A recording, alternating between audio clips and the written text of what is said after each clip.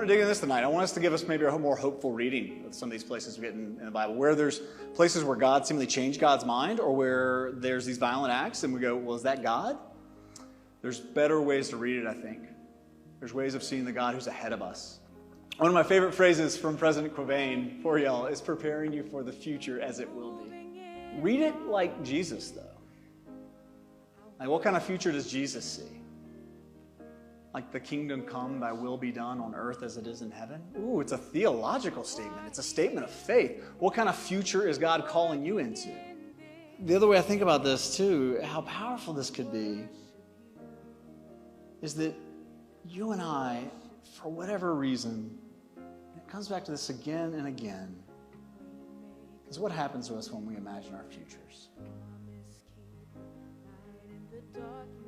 Maybe some excitement for some, but for most, when I talk, it's some anxiety. It's some fear, like, what's beyond that graduation date? What's beyond this semester? What's coming up in the future? I don't have any control of it.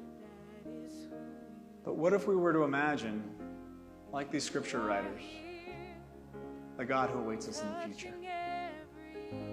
Like God's already in the future saying, I'm there. I'm there for you. I'm already here.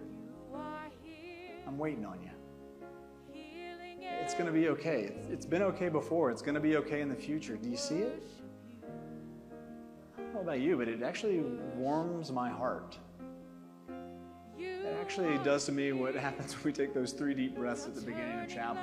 I can be still and know that God is God and I'm not, and all shall be well and all manner of things shall be well. Can you see it?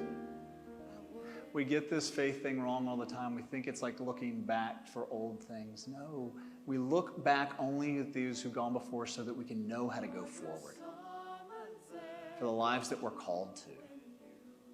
Be people who don't call anyone unclean, who don't cast anyone out of the ark, who hold one another up, who see what those who've gone before us see of this God who shows up in Jesus and redeems the world by his own self, and asks you to come and follow.